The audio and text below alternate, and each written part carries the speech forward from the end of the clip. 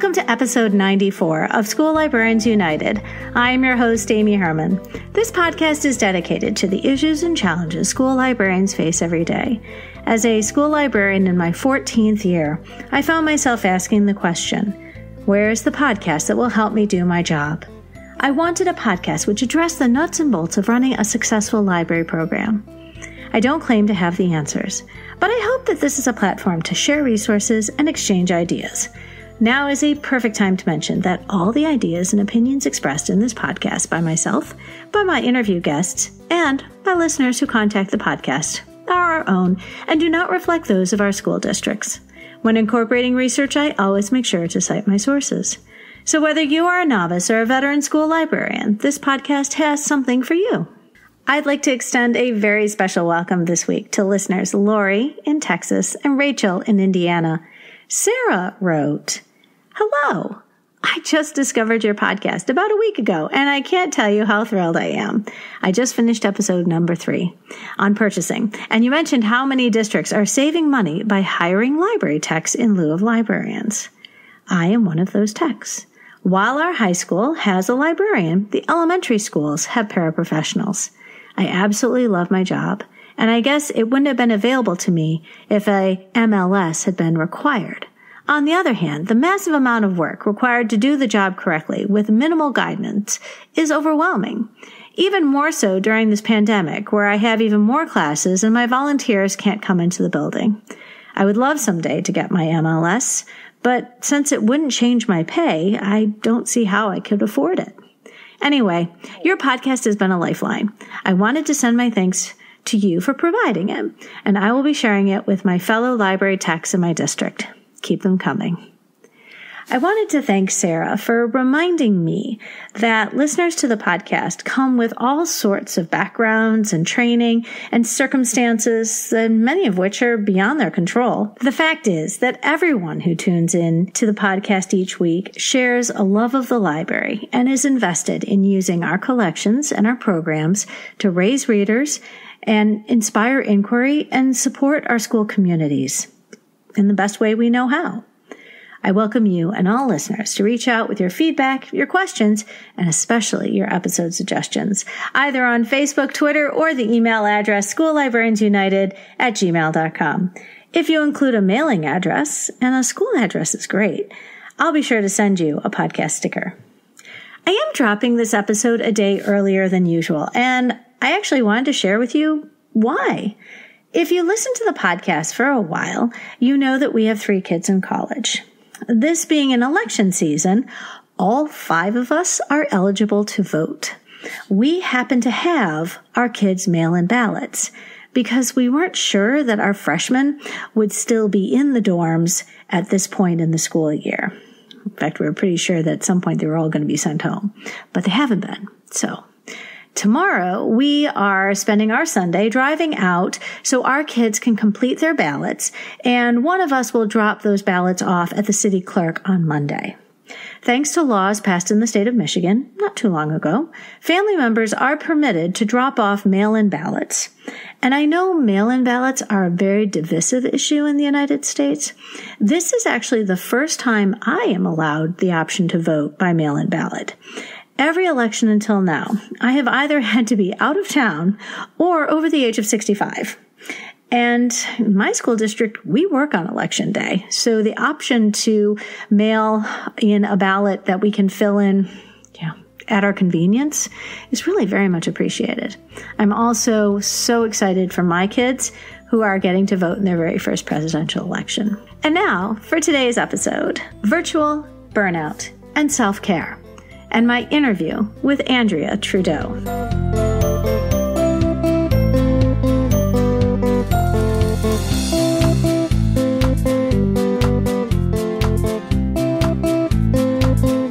Friends, I am so excited today to be sharing a conversation with you with Andrea Trudeau. And Andrea has very generously offered to join us for this conversation today on virtual burnout and self-care. Andrea, welcome to the podcast. Hi, thank you so much, Amy. I really appreciate you coming because typically this is a conversation that we would have much later in the school year. And I do believe it came up in our conversation in September, and we realized that it is really important to have this conversation. I addressed burnout and self-care, but I didn't have an interview in season 1. And, the typical stressors and self-care is completely different when you're living through a pandemic as we are right now.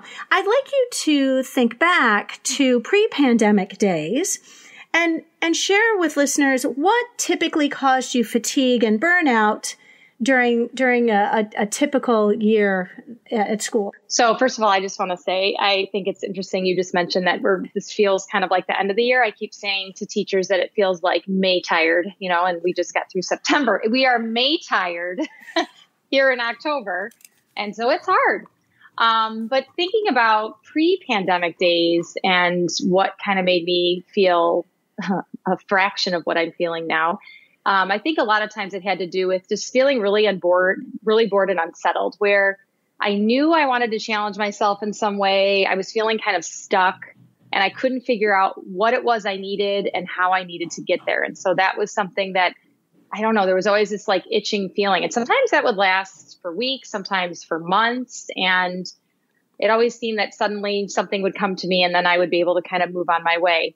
I think the bigger one for me, though, has always been soaking up the energy from those who are around me. I've been in my school for a long time. This is my 23rd year. These people are like my family. I started there right out of college. I've grown up with many of these people. And now I'm kind of one of the old guards and looking to kind of help the younger generation coming in. And so I find that when people are stressed or frustrated or need to problem solve, they come to me, which I love and I appreciate, and I'm happy to help them. But then I end up kind of carrying that. And so I've had to figure out ways to kind of let that roll off and not carry that home with me. Well, and I think that a lot of people are nodding right now because they can completely relate. And I've heard of us described sometimes as the bartender of the school because people just come in. It helps if your library is centrally located as it should be in the hub of the school, which mine is not. I'm third floor. I don't have to deal with many people's problems because they don't come up to the third floor very often. But, and I think that we are fixers. Don't you agree? We tend to be school librarians are always in a fix-it mode and it's hard to turn that off. I know because I'll get emails at night and I'll get emails on the weekend, people asking questions. And my first instinct as a school librarian is to try and fix those problems. And you do those problems, you sort of take them in and as a burden and you want to somehow alleviate them. And we do that. That's just human nature. But for librarians, we've always been in a position where we've got an answer, 2 questions. Give us 5 more minutes. We've got a better answer. Give us 5 more minutes. We can give you a whole list of solutions that can help you. I appreciate that. When I got hired for my district, I work with people who are 20 years younger than me and 20 years older than me. And that's a really weird place to be because, when you appreciate how long you've been at this, would you tell me pre-pandemic, what kinds of self-care really helped you alleviate some of this burnout, in what we would call, air quotes, a more typical year? So for me, it was always physical. I was a runner in high school and even in college, I just tried to, work out to kind of get my stress out. So physical activity has always been my jam. I love going running. I live in a really beautiful wooded area. So if I can just hit the pavement and go, that's my thinking space. And then I love lifting free weights. So I either go to the gym or I'll sweat it out in the basement. And those really help me just kind of get it out. Because I find that when I'm there, I'm really focused in on my task. And so then my mind can kind of wander and I can kind of problem solve and work through whatever is sort of stressing me out. I also love being outside. That is like the most magical space for me. Just hiking in the woods, walking around my neighborhood, just hanging out in my backyard, doing a fire pit, gardening. I love being outside. I feel like there's just a really amazing energy. What's interesting though, when I was thinking about this conversation is I was kind of lucky in a very weird way. On December 3rd, 2019, I was sitting at a red light and I was about to meet a friend to go to a salt cave, a Himalayan salt cave for some self-care and hang out. And I was struck from behind by a gentleman going about, they think, anywhere between 30 to 35 miles per hour. I left the area in an ambulance. I ended up with severe concussion, whiplash. It took me 7 months to recover. I literally just recovered in July. So when that happened, I could not look at a computer screen. I was in pain. Basically, all of my self-care strategies were ripped from me because I wasn't able to work out. I couldn't go. I mean, I could sit outside, but I really couldn't be active in any way. And that was my way of getting it out. So it forced me to figure out new ways to cope. And now, you wonder always, like, when these horrible things happen to you, what are they going to do for you? And, sometimes it takes years to figure that out. Well, months later in March, when the pandemic hit and all my friends were really struggling with accepting it, I had already found all these great tools. And it was just like, okay, this is just gonna just do this a little bit longer now. Well, and it makes me realize how much of this is attitudinal, how much of this is our ability to reframe our predicaments, in your case, a horrific accident, and find ways that you can still find some peace with yourself and not sort of just bundle up some resentment. And friends, I do apologize for my non-psychology terminology, but I think it's well established that neither I nor Andrea are experts. So, but what we are experts at is doing our jobs. And now, how do we grapple with burnout as a school librarian, and then self-care as a school librarian?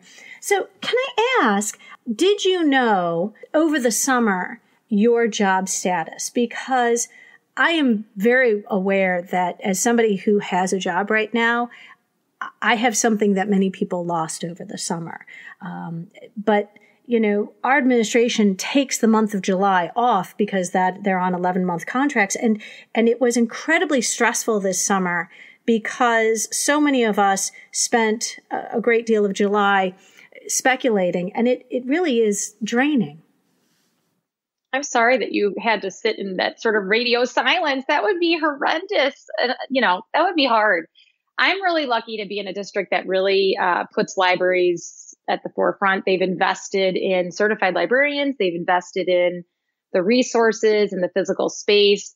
And luckily, even as this was happening, they continue to show that investment through just connecting with us. So our librarian team, there's 6 of us on our team, 2 middle school librarians, 4 elementary librarians. We stayed in touch all summer and we're communicating probably more than we normally would. And our administrative team also spent time reaching out to us to, meet with us via Zoom, create documents. They really wanted our voice in this reentry plan. What are we going to do with the books? What are we going to do with the resources? What's your role going to look like? So I was so grateful to have a voice in that and to feel like we mattered. And we were even thought about when they were dealing with such an immense number of decisions. Well, and I think what that, unfortunately, we are, so much of that is dependent on your leadership recognizing the importance of keeping everybody in the loop. I felt like there was a great deal of questioning because there was so much that was not being communicated. And we had no problem coming up with lots of concerns. But if everybody is on radio silence and if everybody is, enjoying to the best of their ability, this time away from school, a lot of what we can do is based on how well our district communicates with the people who are here. So, I completely agree. You ended last school year virtually. Do you feel that you were able to spend your summer sort of doing the things that educators are encouraged to do in terms of investing in yourself and really sort of distancing yourself from the things that you do every day at work? So this summer, I had so many amazing plans. We had a big, trip to Canada scheduled. We had some incredible concerts scheduled. Of course, I was going to spend time with family and friends, and I took the quarantine very seriously. So we immediately we, had to cancel everything. I had to really help my family and some of my friends understand what our personal choices were going to be in regards to the pandemic. So we had sort of rules for ourselves to keep everybody safe. So right off the bat, we kind of stripped out a lot of the fun, but I'm somebody that really believes in silver linings. And so I was grateful to spend time at home with my 2 teenage sons. Yes, they got out with friends periodically following the rules, but we had so much more family time than I think we would normally have with an incoming freshman and sophomore in high school. And that time is just such a gift to me. I also am in the midst of a PhD program, and I had planned to take the summer off or maybe just do 1 course. Well, I loaded up and decided to do 3. So I was very busy this summer. So that was great for my own professional development. And then I love working on my house. So every summer I have this tradition of creating like a summer to-do list of all these house projects. In my 23 years, I have never finished. This was the first summer though, that I could actually check them all off by the end. I think the hardest part was though, I was never really fully relaxed. Like I was very in tune with what was happening, in the state of our nation and the pandemic. And then I had choices to make about my own children, were they going to go back remote or not? I was worried about what my job held for me. So that was probably the hardest part, but I felt like I really did use my strategies to get through the summer and make the best of it. No, I all great ideas and coping mechanisms, and staying busy is something I can identify with readily. Mm-hmm. And thankfully, I have a podcast. I'm very happy you can get that PhD. I have 3 kids in college myself, and I was told that I am not getting another degree for quite some time.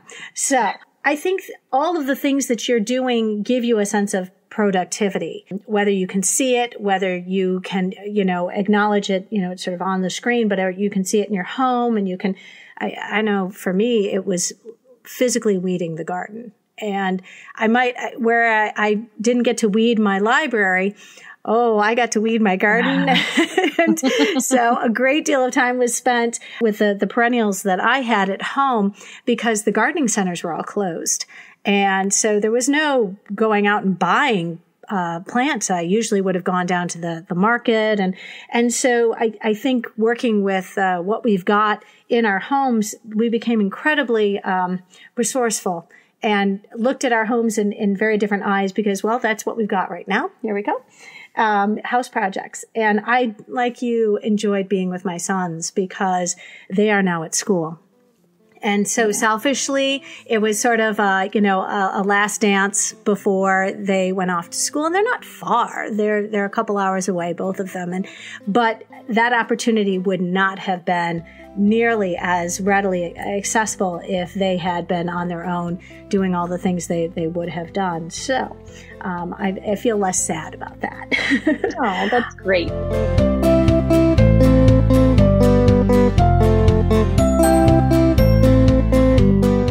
I'm rapidly coming to the conclusion. Right now, our administration is using the word circle of control so often. If I see circle of control in one more Zoom meeting with my admin, we're going to turn it into a drinking game. And to the best of our ability, every time they say circle of control, we all drink. How do you feel about, this concept of just circle of control? It makes sense, but I'm just tired of hearing it. Yeah, it's funny that you mentioned it, because I don't think I've heard that much. I think our drinking word is unprecedented, and then mitigations. Those are the two that we are hearing all the time. It's hard. There's so much out of control. I kind of am focusing more on words like patience and grace and silver linings, trying to see the blessings versus this circle of control. Because as someone who's very type A, I love to plan things, and, longtime teacher and now a librarian, I'm organized, and to have to let things go sometimes can be really tough. And so I think, as I mentioned before, I was in that car accident, and it allowed me to just get away from feeling this need to plan everything and just kind of accept and roll with it. And I think when you finally just accept that this is happening and make the best with what you've got, like you mentioned with your garden, I think eventually it's not going to affect you as drastically, and you're going to be in a positive place and feel better. I love that you mentioned that you're type A. I'll be honest, I don't think I've met a librarian who's ever described themselves as anything but type A. And I'm not willing to pursue a PhD doctoral dissertation on this, but my anecdata coming into contact with so many librarians, I found that type A personalities gravitate towards this profession because of all of the characteristics that make us who we are.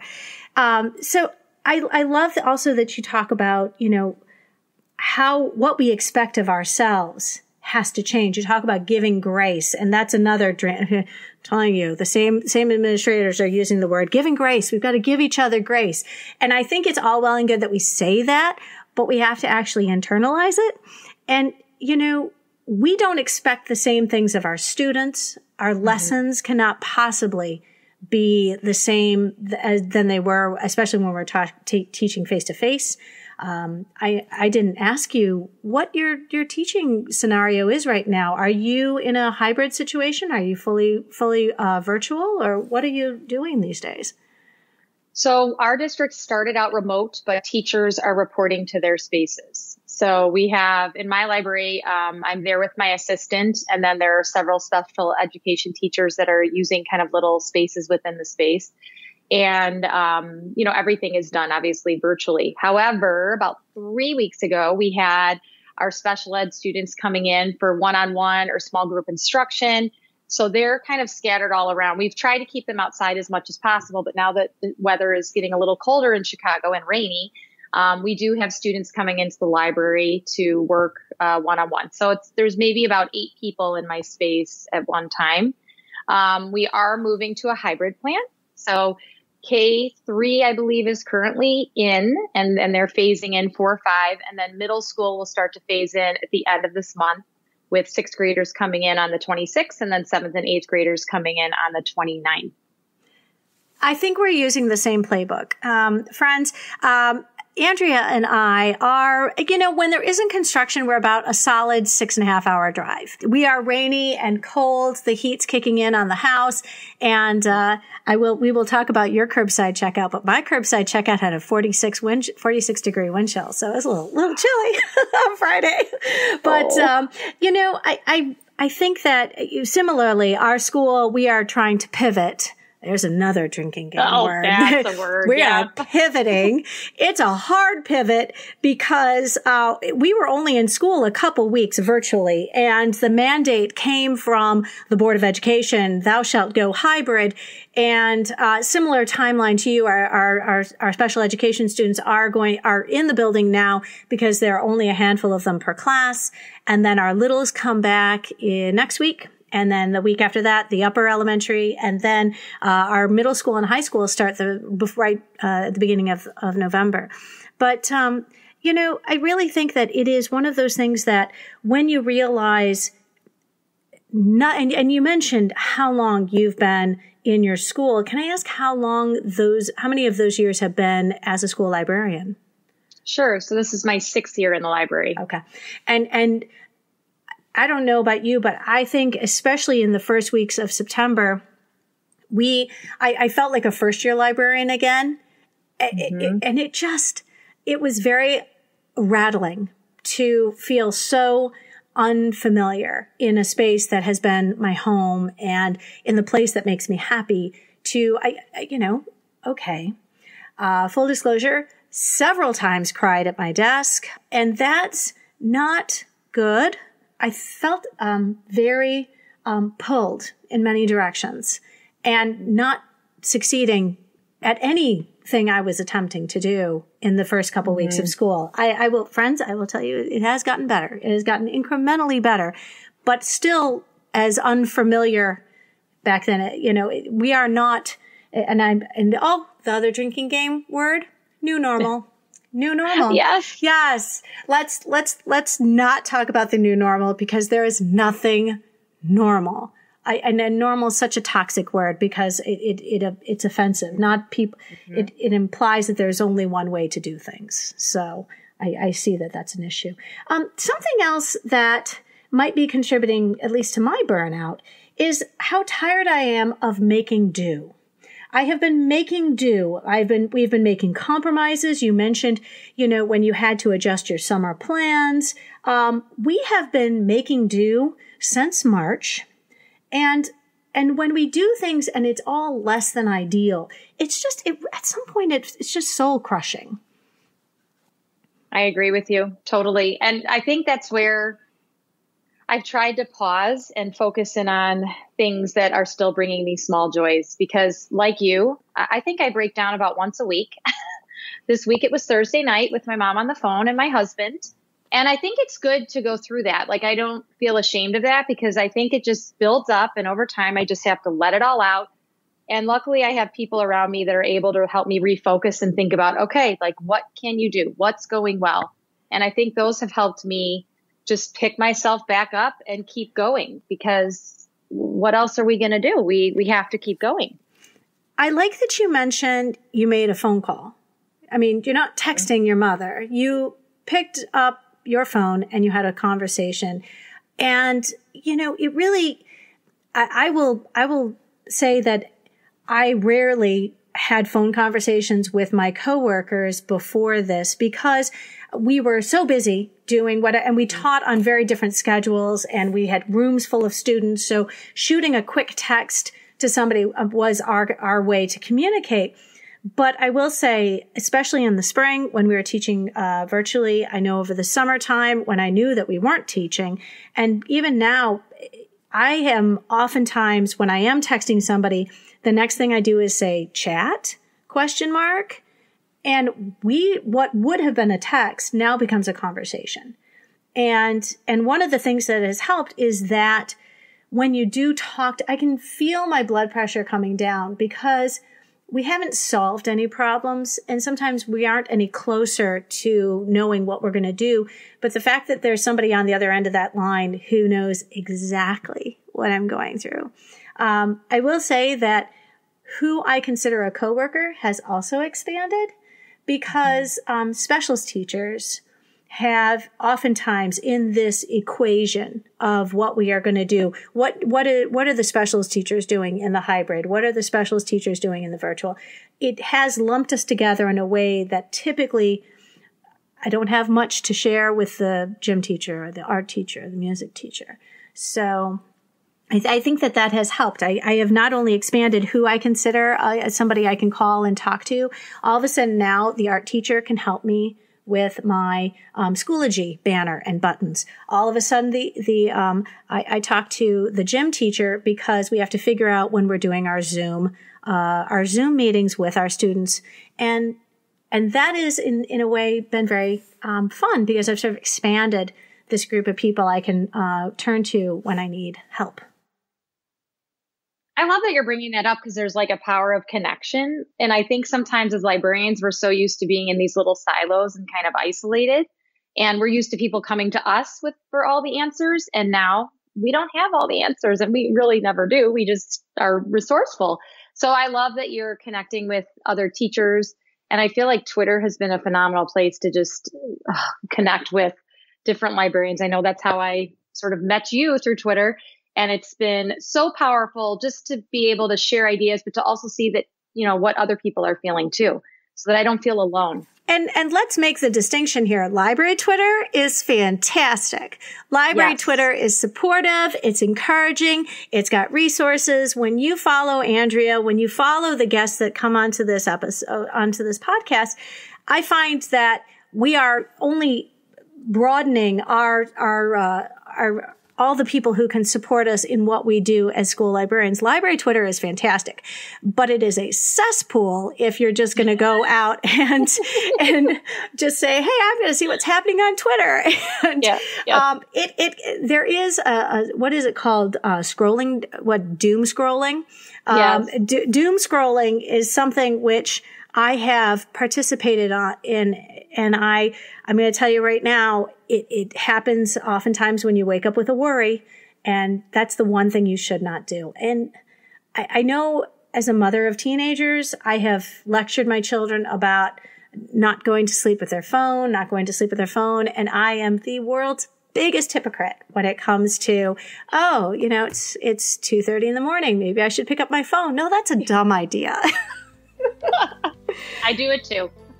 Yeah. And so, doom scrolling, yes. But friends, library Twitter is a very positive place to be. It is going to give you ideas. It's going to give you resources. And more importantly, you're going to connect with people who love what we do and people like Andrea. So we will make sure to share out your social media when we get down to the end of this conversation.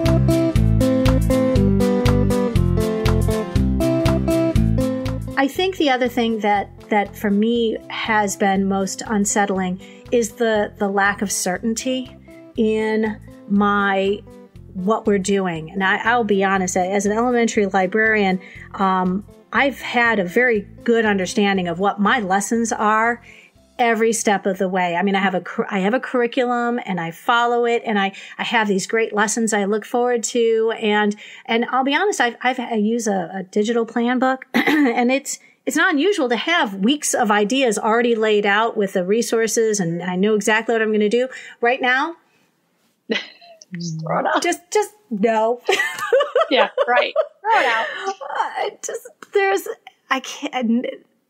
And like you said, you're pivoting to hybrid, and we are too. And I liken this to trying to steer a battleship, because we are such at least I feel that I don't even have a large district, but it's still shifting in this way requires everybody to be on board. And, it really does change. Can I ask you, when you do shift, are you on a flexible schedule? Are you on a fixed schedule? Are you release time for teachers? So I am totally flexible schedule. And so I end up being just really an instructional partner with teachers. So right now, like you, I'm kind of looking for those regular lessons that I would be injecting myself into, but they are fewer and further between right now. So that's been pretty tough. So I've been kind of focusing more on my library programming. But yeah, right now I've been kind of more of a tech help desk more than ever, especially the subs who are trying to Zoom. When students are stuck, I'm having them reach out to me. And then I'm kind of, doing those instructional plans. I don't foresee it changing too much when we go to hybrid. I think I will still be working virtually because they don't want to have me go into the classrooms. So I'll still be doing my virtual lessons, all my screencasts, just looking at, disseminating information in a variety of ways to meet the learners where they're at, but then also supporting the teachers, because I'm sure when they go hybrid, there are going to be some shifts in the tools that they use. So I'll have to kind of stay on top of that to support them with the, instructional technology. Well, and I think that the one significant difference between teaching virtually in the spring and teaching virtually in the fall is in the spring, we all experience this like bumper crop of like this generosity of people, this outpouring of digital resources, which are free and accessible to everyone. The, Capstone opened the floodgates. And I know we had, Pebble Go and Pebble Next, and World Book opened their options. All of a sudden I was like, good Lord, there's a lot that we don't subscribe to. And yet we were getting all of these wonderful sort of teasers because you knew this wasn't going to be the case. And so I know a lot of my lessons in the spring, as soon as you realize this is our one shot to take advantage of these fun activities that are out there, and in the fall, they're going to disappear because I know we do not have the budget to build in those enhanced offerings.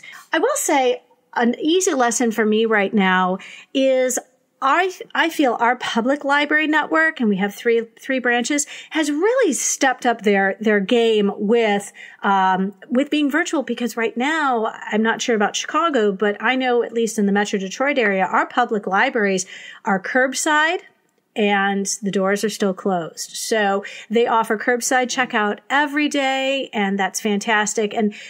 But what we can't do is go inside the physical space. So they're using their energy right now to support us virtually. And they're running programs similar, especially for like students our age, similar to like a summer reading club. They're now doing a fall reading club, which of course they've never offered before, but now they are. And it's one more thing I can share. And, when it comes to requesting title-specific requests, our students can request books through our public library. Our software system does not enable us to have titles requested. Families can email me. They can say, hey, I want this book. But for me to bring it down to our curbside, I don't have that kind of sophisticated software. But I can promote our public library's offerings right now.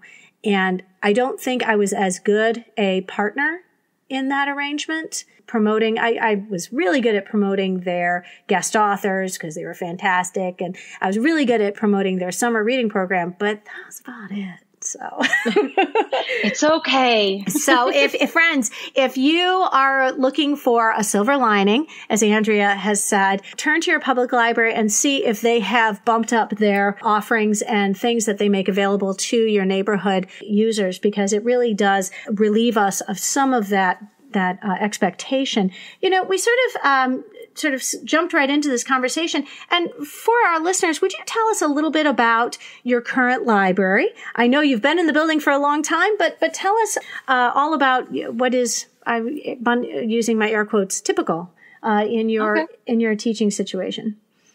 So my library is kind of the hub of the school in a middle school that serves 515 students, grades 6 through 8. As I mentioned, I run a flexible schedule. It's always been set up that way, so I'm super fortunate to have that.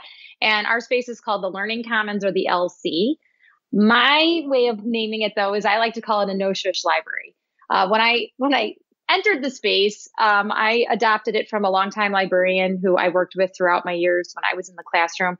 She had an impeccable collection, classically trained librarian. It was a very shushy space, and it was amazing for the time that she was there. But there was sort of this shift in librarianship happening. And so I was excited to kind of turn this thing on its head, shift the philosophy, shift the use of the space, use what I have. And then eventually we did a renovation as well. So it's a really active learning space. I like to use the word commons because it brings everybody together. Students and staff come together. We have, because we have teams at our school. So we have a red team and a white team. Those are our school colors. And when they come together, it's the pink team. And so we'll have all the students together, working together. We do a lot of showcase events where we have administrators and, village officials come in. We love to bring the community in. So speakers, parents. So it's just a really amazing space that, brings everyone together. The way I think about it is my role has 3 big main responsibilities. So I have to manage this space, which is spectacular. I'm supporting instruction, and then I have to create and maintain my own library programming, which also includes what you mentioned before. I have a really great partnership with the public library. So I've been super fortunate in the 6 years in my role that they come in and do some programming, but then I also support their programming as well. So it's been interesting because as we've shifted to virtual, I'm looking at an empty library most of the time. And so that third of my job has just been like washed away. And so I've been really focusing my energies on how can I support instruction and instructional technology? And then how can I shift my programming? So again, silver linings. Is it fair to put that in the category of self-care? I mean, I feel the more satisfaction I derive from my job, I consider that self-care. I don't think that self-care has to always happen away from school. I think when I find solutions at school that bring me joy and that help me smile about my space and my program, I see that as self-care. Self-care, in my opinion, does not have to always happen outside of the school day.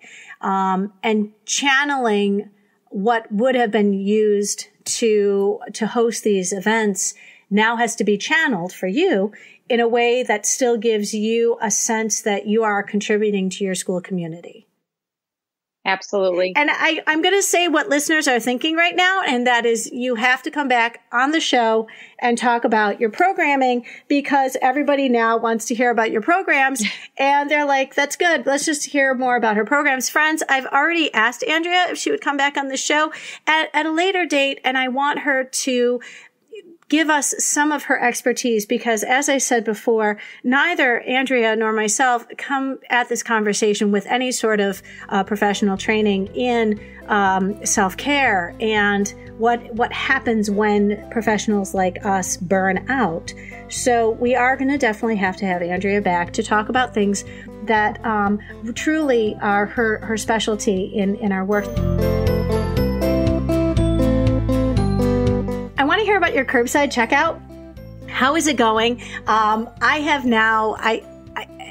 doing curbside checkout again. Yesterday was a little chilly. It was 46 degrees wind chill, and I was out there for 2.5 hours. So that is dedication. That is dedication. I love it. We have been fortunate. Our weather has behaved. So the way that we work our curbside checkout is we have File a Destiny managing our catalog. So kids can place the holds, which has been amazing. They place holds by Tuesday evening. We have Wednesday to pull all the books. And then Thursday, they come for our pickup. And it started out really strong because the English language arts teachers invited me in. So I got to do a whole, hello and let me share all this awesome stuff that we do. And so one of the big things I was pushing is curbside pickup. I also have the ability to email students and parents. So I once a week am reminding them that this service is available. So it started out really strong. And I have found that with a couple long weekends that we've had due to in-services and Jewish holidays that it's stalled a little bit. So we have kind of our regulars coming right now. And I'm trying to think of ways to sort of reinvigorate the program.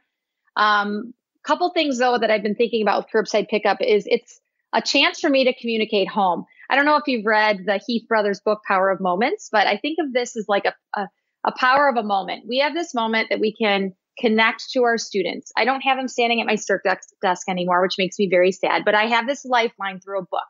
So I've been thinking about how can I connect to them that way. So I've been putting little fun activities and wrapping those around the books like Sudoku or Extreme Dot to Dot. I've been leaving little notes or fun little scratch and sniff bookmarks just to say like, I care about you and I'm here. And then I've been thinking about kids that are checking out books who might be struggling at home. Maybe there's an issue with eating disorders or self-harm or suicide. And so I worked with the school counselors at my school and found some helpline information that I have posted on book plates, and now I'm slapping that into the inside of a book. So if a student is checking out a book like that, to me it means they might be curious about something or be worried about themselves or others, and I want them to know where can they go to get help, because maybe they're too afraid to talk to a family member, and they would normally come to me or a staff member at school, and they don't have that ability as easily now.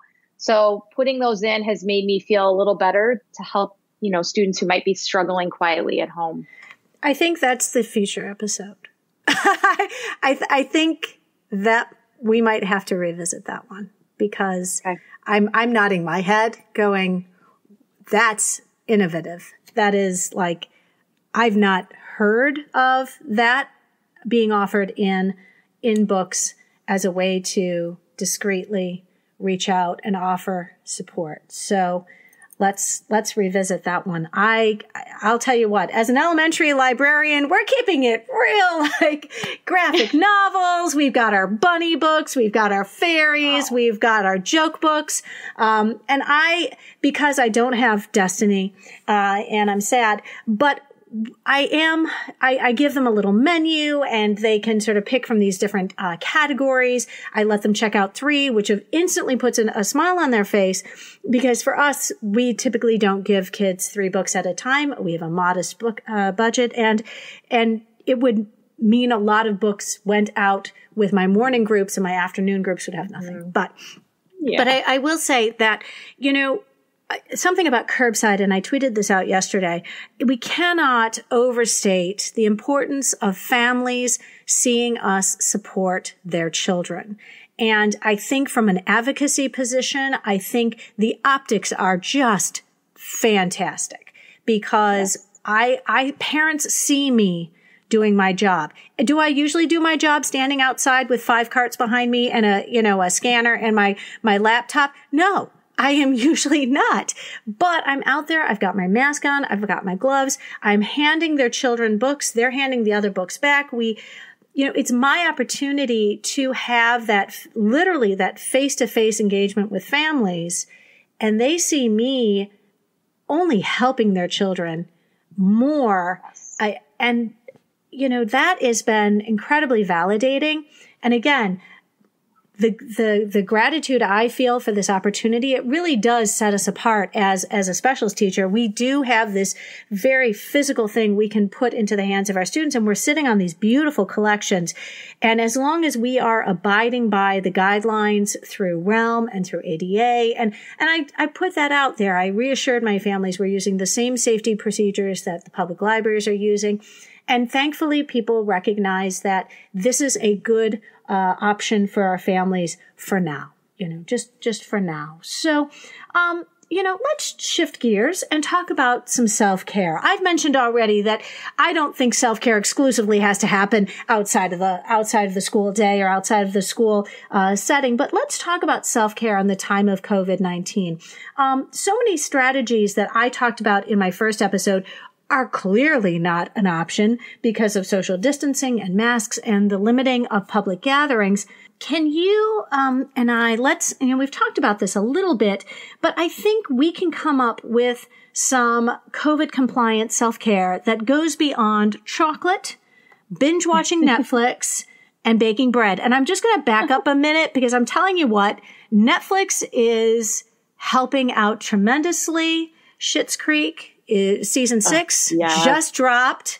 And I will also say that Roald Dahl's The Witches is coming out. And friends, I've got copies of The Witches in all my libraries. I'm going to put out some targeted emails to my sort of third grade, fourth grade teachers and say, friends, this is coming out very soon. And if you wanted to read aloud and then the kids could watch it on Netflix, I'm like, dude, that's fantastic. But what are some things that you find are very helpful when it comes to self-care? Obviously, you've made something of a mental transition because of your accident that you had in December. But what are some things that you've been able to do that really help you move through this time in a way that's positive? So one of my biggest takeaways from my car accident was meditation and the power of meditation. So I'm not someone that can sit and just do Om and let my mind clear. I need guidance. And so I found an app on my iPhone, and I think it's only on iOS. It's called Oak, like an oak tree. And I love it because you can set the time. You can do 5 or 10 minutes or even longer. You can set the voice. You can set the background music. And it's a very simple app. There's not a lot of choices, which is why I like it. I feel like some of these meditation apps are so overwhelming when you get on there. And I just want something quick and just go do my thing. So that has been something I've tried to build into my evenings, but even just belly breathing, like at work, pausing. If I'm feeling it all ruffling up in me, just stopping and literally putting my hand on my belly button and just taking 3 really great cleansing breaths. So that has been huge. I love that you've been thinking about self-care creatively, because I've been trying to think about that too. It's not just like relaxing with cucumbers on my eyes and masks. It's about fueling myself well. So you mentioned the chocolate and the bread, which I totally did in the spring. And I think I got the quarantine 15. And I'm trying to shift and think about how I can fuel my body in a way that makes me feel good and is going to protect me, because I will be in a building with more people than I've been with since, March 12th. So I've been doing a lot of plant-based eating and green smoothies. I have a green smoothie every day. And then I love just a nice cup of green tea, just sitting with a cup and just sitting and enjoying that and clasping that. I think also creating boundaries has been really important. I think about that adage, you've got to put on your own oxygen mask on first before you can help others. And I feel like that is so important. And I've been really trying to communicate with people around me, especially my husband, my sons, my really dear friends, so they understand that sometimes I'm going to come home and I'm just going to lie on the couch, and that is okay. And that is how I have to recharge. And I think that's been helpful. I don't want people to feel like I'm shunning them in some way, that I still care, but it might just look different right now as I work to kind of adjust to, I don't want to say the new normal, but adjust to things. That's okay. Can I ask you, if you happen, because you are not the first person I've talked to who really does enjoy these blended fruit and vegetable smoothies, and I will name drop Nancy Joe out there. Also had a very, very vibrant green drink going on during our interview. If you happen to have like an online source of recipes that you find inspirational, would you just put that in the show notes? Because I know that for me, there's a certain intentionality when it comes to eating well during this time of COVID. I know, especially during the spring, I wasn't getting to the stores often just because it wasn't as safe an activity in the early days of COVID. And I think especially in my neighborhood, people, I know in the state of Michigan, people are really responding to the mask mandates that our governor has put in place. And so I do feel safe going to the grocery store. But for a while there, finding fresh produce required going to the store more often than I was comfortable doing. And I wasn't trying to go more than I needed to. And yet eating healthy requires that we have fresh fruit and vegetables for us. I love the idea of, again, this is about being intentional. And one of the things that I've seen, especially when we're working from home, is we need to sort of break away from that space. Because where you're working and where you live is the same place, there is, you just feel like you're always working. And so one of the pieces of advice that I heard from somebody I loved was, well, you need a commute. And I'm like, I don't have a commute. And they're like, well, create a commute. So before you go to, and I'm very fortunate. I work from school every day because I choose to. I'm welcome there. We have safety protocols. But for a lot of my friends who are still working from home, creating an albeit arbitrary commute. I'm going to go walk around the block, walk around 2 blocks before I sit down and do my day. And likewise, before I come home, I'm going to repeat that. If you happen to have a dog, it helps. So, creating those commutes and then obviously those boundaries, because if you work from home, you're always at work, That was hard for me in the spring. My husband works from home as an IT consultant. So he had the office, the kids both had their rooms. So upstairs was sort of like not an option. I ended up just camping out in my dining room, which we rarely use. So what was nice about that was when I left that room, I'm done with work. I needed to have that space that was just for work, because otherwise I was feeling really anxious and overwhelmed in the spring because it was hard to just leave it. And even my husband would come to me at 8:00 at night and say, you're done. Stop. You've got to relax now. So that was hard. I appreciate that. I'm guilty of bringing my laptop and I'll join my husband to watch something, but I'm not going to lie. I'm working on an outline. No. I'm working on an outline. I'm working on something. I'm still like, I can't, that switch. And so you have to be very intentional. I think what also helps is saying these things out loud to whomever you happen to share your living space with. Tonight, I'm going to do this tonight, and being, more communicative about what you plan to do when you're at home is incredibly helpful. I've tried to turn off some of the news. I've tried to be more selective of what I consume as a listener of my podcast. Can you speak a little bit to that? Because it sounds like you similarly have to sort of shut some of that out. Yeah, I think kind of like you, Schitt's Creek helped me get through this whole experience. I've also found just music to be so incredibly healing. Like you were mentioning your curbside pickup, and the layer that I think I have for my curbside pickup that you may not have right now is we have a party going on for curbside pickup. So having fun music playing at work, we have music playing whenever the students are not in the space. And luckily my assistant also is an avid lover of music. So we have a Motown day. We have 90s rock day. I'm finding that I'm really in tune with a lot of the music from my high school years, from like the early 90s, and just being able to just escape and almost reminisce, think about those times and just escape in the lyrics. You don't get off the hook that easily. You have to tell us what is on your high school playlist right now, friends, because I'm laughing. I know I'm a few years older than you, but I love all this music. And so, because this is college music for me. So do tell listeners, I will put a thumbs up for Motown, because as someone who has spent most of my, growing up in Metro Detroit, for me, not only is Motown important, but it also reminds me of my dad. And so The Big Chill, friends, if you want, if you want sort of quintessential Motown, listen to the Big Chill soundtrack.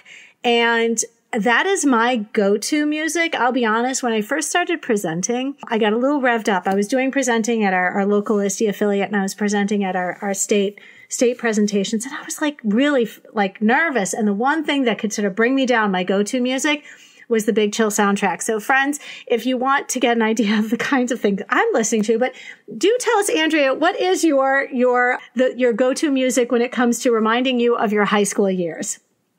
So definitely Depeche Mode's Violator album. Got to get some Pixies in there, some Red Hot Chili Peppers. I think Nirvana is my sophomore year in a nutshell. And then I love The Cure. I mean, so just that awesome. I was in high school, in the early 90s. So some really good alternatives. Have you succeeded in training your children to like your music? I mean, your own children, because one of my children, I sometimes have to wonder if he wasn't born in the late 70s, early 80s, because when I listen to what one of my sons is listening to, I'm like, dude, are you sure you aren't like 39 years old?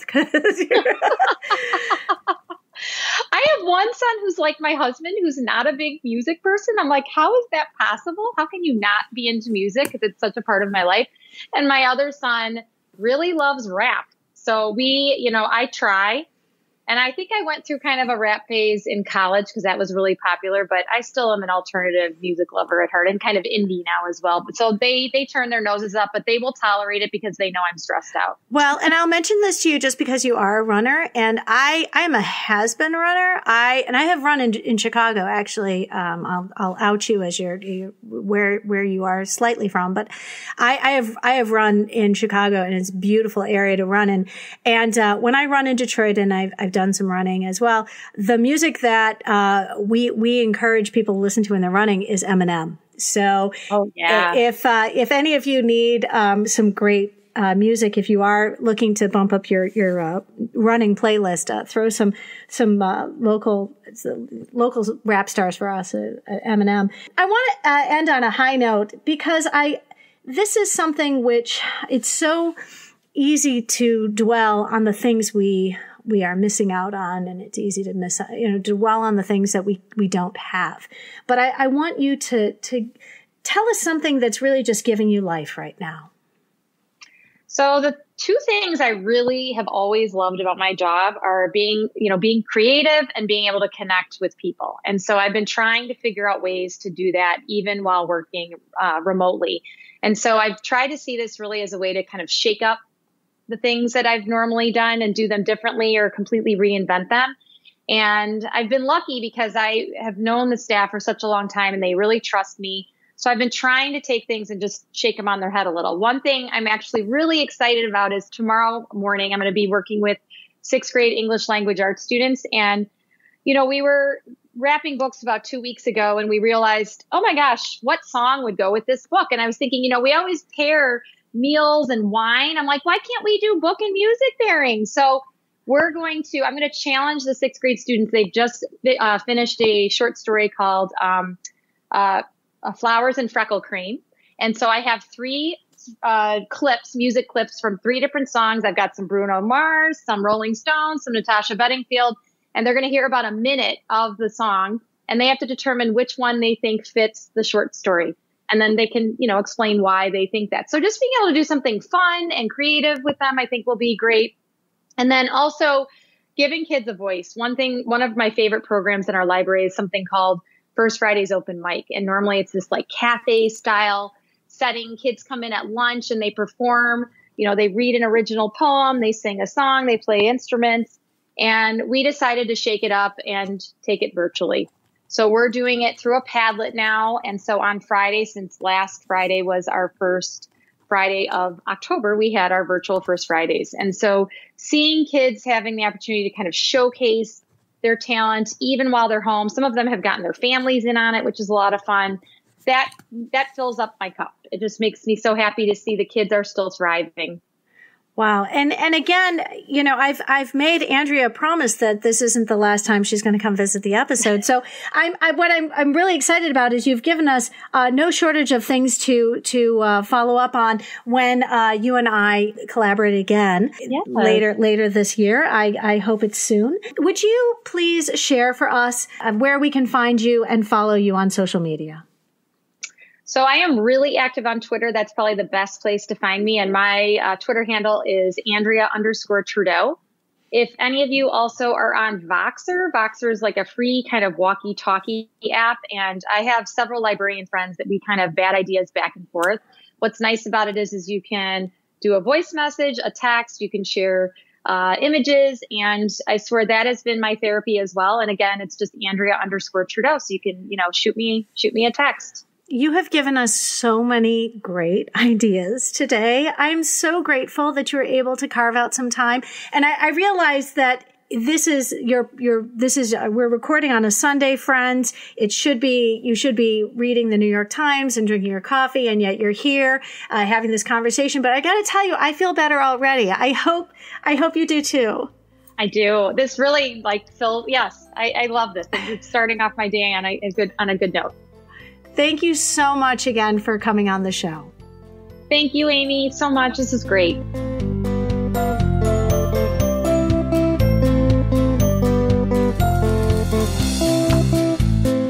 I am so excited that Andrea was able to join me for this conversation, which seems so incredibly premature in the school year, and yet I got to tell you, I felt so much better after just talking to somebody about all the things that I've been feeling and just in this early stage of the game. If you found this episode helpful, please share it out with your team, your PLN, and on social media. The topic of our next episode will be pushing into classrooms and my interview with Bethany Mostue. I hope you will tune in.